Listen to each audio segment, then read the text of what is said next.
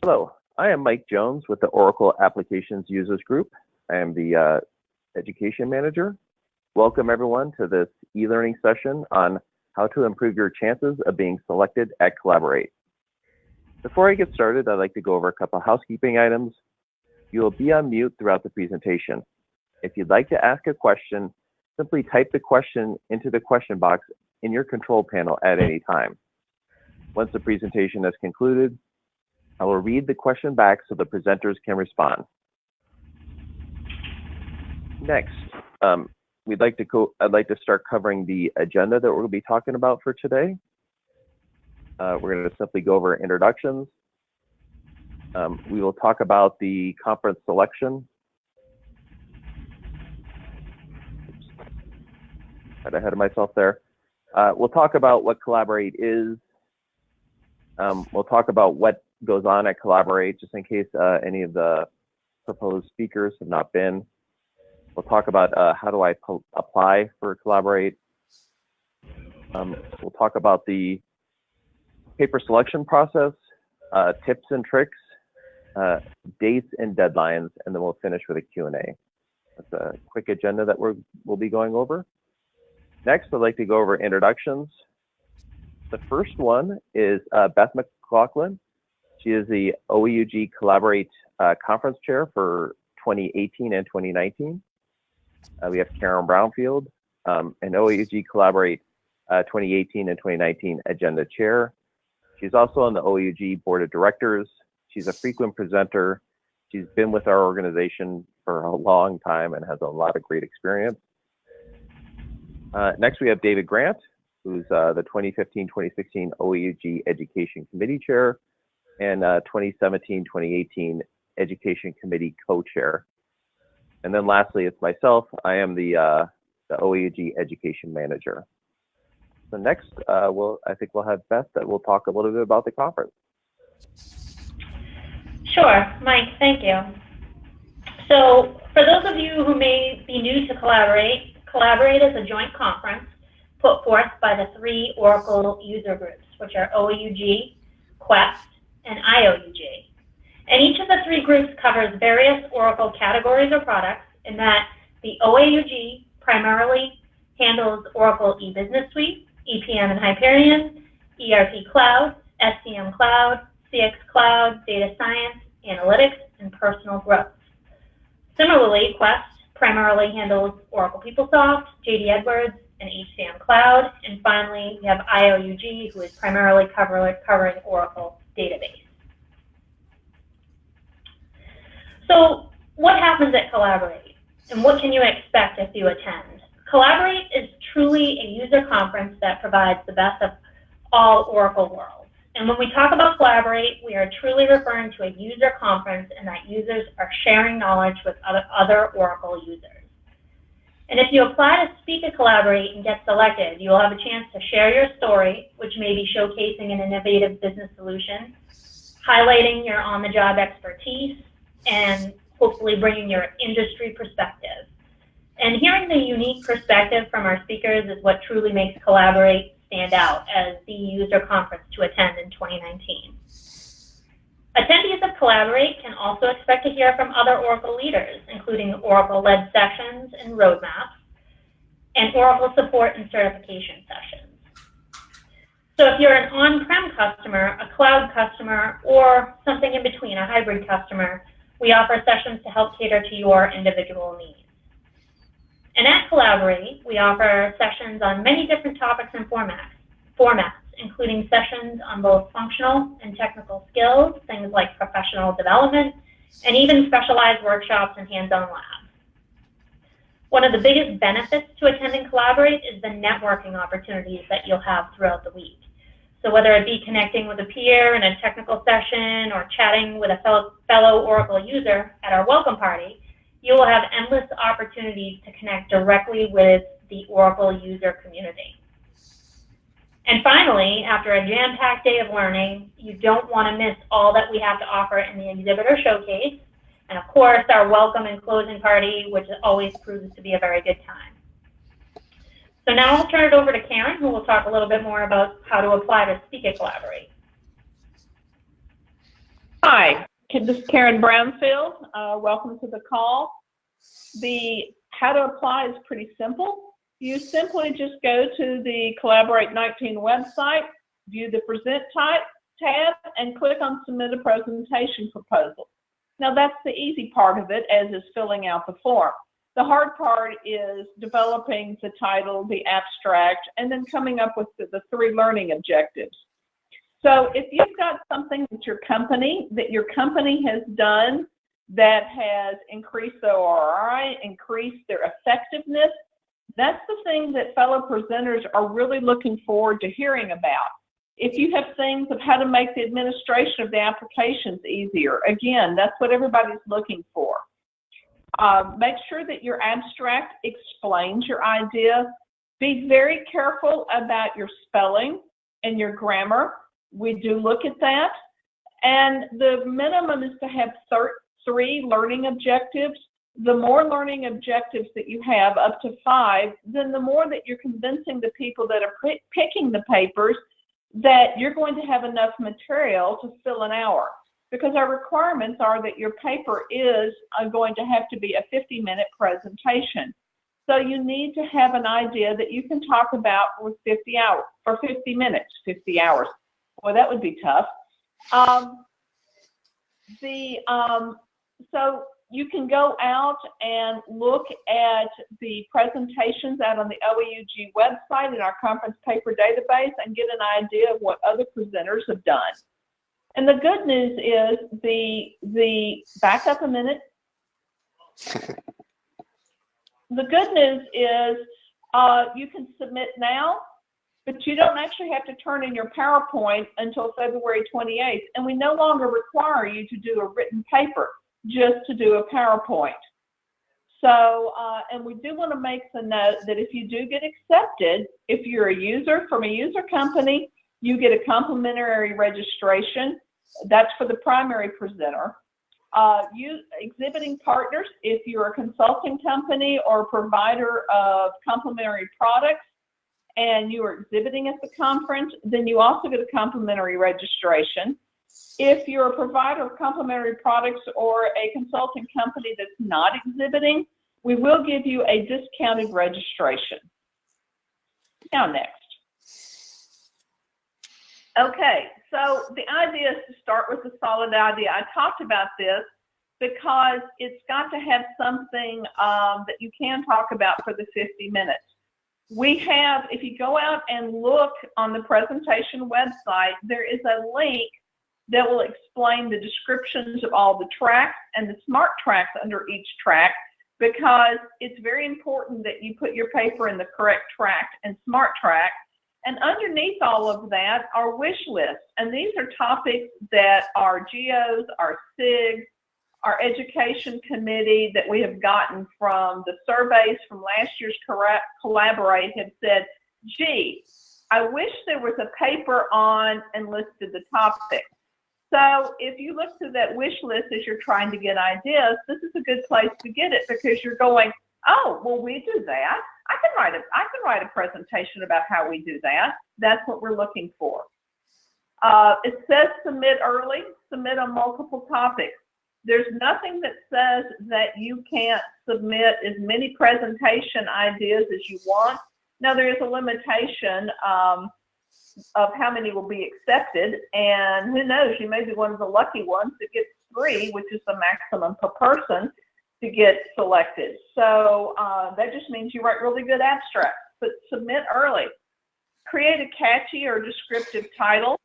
One of my all-time favorites that goes back from the 90s was talking about managing the concurrent managers, and they said, or how to herd cats.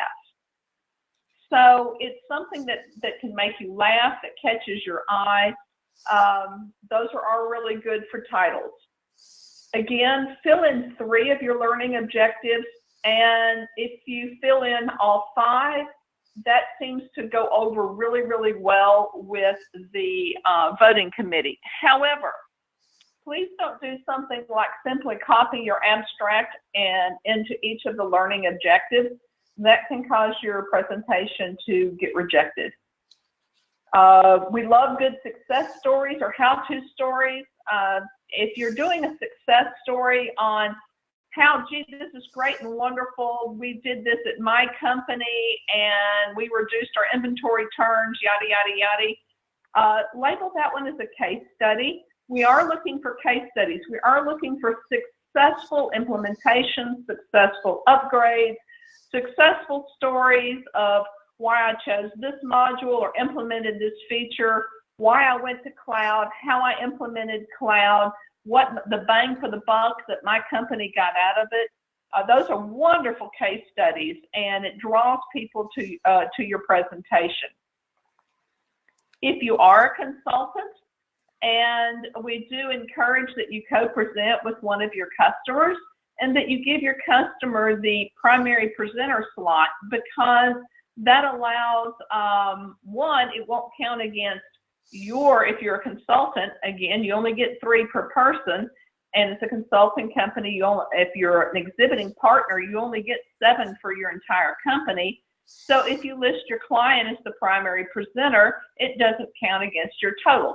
That's one of those hints, and it just goes over a lot better when you're talking about a real life example. Next. Things to avoid. Now, with the exception of a case study that is talking about the user company, Home Depot reduced their inventory turns by half by the implementation of, warehouse management. That's a case study. That one's okay. ABC Consulting Company made this upgrade successful is an automatic rejection. Come listen to Joe Blow talk about ... is an automatic rejection. So we're going to be looking for that, because the idea is not to talk about you, not to talk about your company if you're a partner company, talk about the company that's using the applications, and talk about the applications, talk about how to use them, what makes them successful. I've already mentioned the spelling or grammar errors. Run your abstract through spell check. It's not that tough. We've already talked about placing your session in the proper smart track. We're already reviewing the current submissions, and we're catching a few that just weren't put in the right track or the right smart track. So be careful of that. And then obviously avoid plagiarism. Most of these presentations, you can put a copyright statement on your presentation, but a lot of people who've presented before watch the presentations, and they're very quick to point out if somebody has copied one of their presentations. It's illegal, for one, and it's a good way to get you banned from ever speaking at a conference again. So it's your story, present it. Next.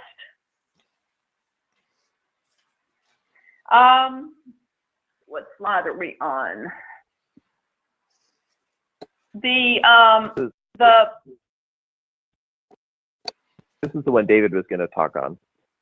Okay, so now this is where we turn this over to David. David Grant is, Mike has already said, is head of our education committee.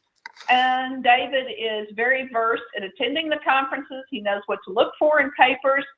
And as chair of the education committee, he's also responsible for helping put the agenda together. David? Thank you, Karen. Well, as you note, the paper selection process starts off with OAUG members. You vote on the proposals. All these proposals go into a database, and a voting site is set up, and OAUG members go in and review these abstracts, and they score them. There's a scoring, ranking process. And that's one of the things that the committee reviewing the papers focuses on is, what do people think about them? Some may say this sounds terrible and give it a low score, and this one sounds fabulous, it's unique, it's something fresh, and we do give quite a bit of merit to that. Also, we do look at the attendee historical data to see how we place the sessions, how many we can have in a particular track or smart track. We don't want to get overwhelmed with everything is one kind and not enough of another. So we do actually have some limitations in certain areas. So that makes the selection process a little more challenging for some of the tracks than others, because just the sheer numbers that are submitted. So it goes back to some of the tricks that Karen was talking about, and that is the title and what you say and the objectives and such. So then those of us that are track leads, we're going to use the rating, again, based on that ranking that the voters submitted, and some of our collective experience and familiarity with the data. We do have people on these various committees that have a rather broad range of experience. Some are consultants, others like myself are users. And by the way, we do like to see users submit. Now, Karen kind of pointed out when she was talking about a consultant, let your users be the presenter. You don't have to have a consultant. If you're a user and you have a great idea, submit the proposal. We as attendees really like to hear from others that actually have hands-on experience running their own business with it. So that is another great thing that we like to look at. Last year, the sessions had an average rating of 4.3 out of 5.0. So that seems to have worked pretty well in that respect. So on the next slide, you will later get a copy of this and be able to go to these links yourself. I would encourage you to go visit each one of them and kind of see how it may apply to either one you've already decided you wanted to, or two you're on the fence about doing it or not. Go see more about what the Collaborate event is about. One of the features that I like best about it is the people that I meet. I try to come away with a handful of cards, and for me, the event extends well beyond the week that we're on site, because I have on more than one occasion called up people I met and say, hey, you were talking about such and such. I've got this little issue and I want to see how you handled this. And so that's part of that networking. On the second bullet, talking about the presenter information, there's a lot of information in there. Be sure you go and review that information to see how it applies. It may answer a lot of the questions you may think you have, or that you may have, but may not think that they're addressed. But look at those. Certainly, if you have questions, raise your hand and let someone know. Someone's already mentioned the wish list. There's a pretty comprehensive list of things that collectively people have said that we would like to see papers on this topic and such. And so over the years, this list has changed as the industries and the products have changed. And so even if you've looked at it in the past, I'd encourage you to look at it now and in the present. So, and on the next slide, we have some dates. Midnight, November 2nd, Eastern time. Yeah, Eastern time, midnight. That's when the call for presentation closes. It'd be really helpful if you didn't wait until 11:30 that night to submit those. I would encourage you to try to get them in. There have been situations where someone's internet may have failed and they can't get the download, or then they didn't fully understand the instructions on how to do this, that, and the other. I would encourage you, don't wait until the 11th hour. Also, the sooner the better too, because lo and behold, you may have another idea, go out and submit another idea, and so forth. So, but yes, it does close at midnight on the 2nd. On the week of December 10th, the plan is to let the accepted presenters know that they were accepted. And then at midnight on February 28th, all the presentation materials, PowerPoints and the ones with notes, they're due. And OAUG is going to provide a template, which you must use actually, that for purposes of the conference, that we have a lot of continuity there. But that's obviously, you don't have to have your presentation all tidied up and everything else just to submit hey, I want to present. That comes following the week in December and the week in February, the last day of February, as noted there. So And with that, are there questions? And if so, Mike has already Thank said. you. Mm-hmm. Thank you, David. Yes, if you have questions, please type them into the question box of your control panel at any time. This is your real opportunity to speak to the experts that have all presented at Collaborate, and they choose sessions, so they know exactly, they have the right knowledge for you to ask. So if you have a question, please type it into the question box of your control panel. Okay, I'm getting one question. The first question is, do you have, excuse me, is there a things not to do? Would that be a good presentation for Collaborate?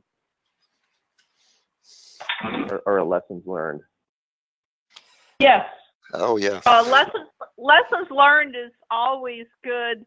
Sometimes you need to know what to do, but the knowing what not to do, like don't set this flag to be this value, because when you get to this point, here's what happens. Or, you know, don't wait to the last minute to da-da-da-da-da-da-da. These are the kind of stuff that people want to, because everybody wants to avoid the mistakes that someone else has made or the inadvertent oopsies that someone else has made. Those are really, you know, and lessons learned. So there's a lot of catchy titles you can, you know, can make off of a lessons learned presentation. For example, an example of that may be an upgrade or an implementation project. Like, if I wish I had known this before I got started on this process. So yeah, if you got lessons learned, pass it along. All right, thank you. Again, if you have a question, please type it into the question box of your control panel. I do want to reiterate that, you know, submitting to present, and if you do have a really good idea, really is not very difficult. I mean, just creating the title and abstract, if you already have a good idea, it really doesn't take you very long. So I just want to reiterate that. And also, if you do want to vote for any sessions, you could go onto the Collaborate website, present tab, and then voting. You can apply to vote there. And you simply submit a form. You have to be an OAUG member to vote. You submit a form. You click on a couple of smart tracks that you're an expert in, and you'll be sent a link, and you'll be able to vote once we've collected all the presentations. That's just another step, fun step that we have at Collaborate. So I recommend anyone who's listening to this to please help us vote for the sessions that we will have at Collaborate. Okay, I'm not seeing any other questions. I want to thank our team. Oh, one question just dropped in there. Okay, this question is, does the primary presenter from a non-exhibiting member still get complimentary registration? I can answer that. You get a deeply discounted registration. That would be if you're not exhibiting, you'll get a deeply discounted. Registration is around, and you know, it's around, I think, 1,800. We're not sure. Registrations will be opening in a few weeks. But the registration for a non-exhibiting member, they'd have to be a consultant or partner, would be $300. Understand, if you're a user member, like David works for a publishing company, like Lifeway Christian bookstores, it doesn't matter if he's exhibiting or not. That's a user company. If he gets a paper accepted, he gets a full registration. Yep.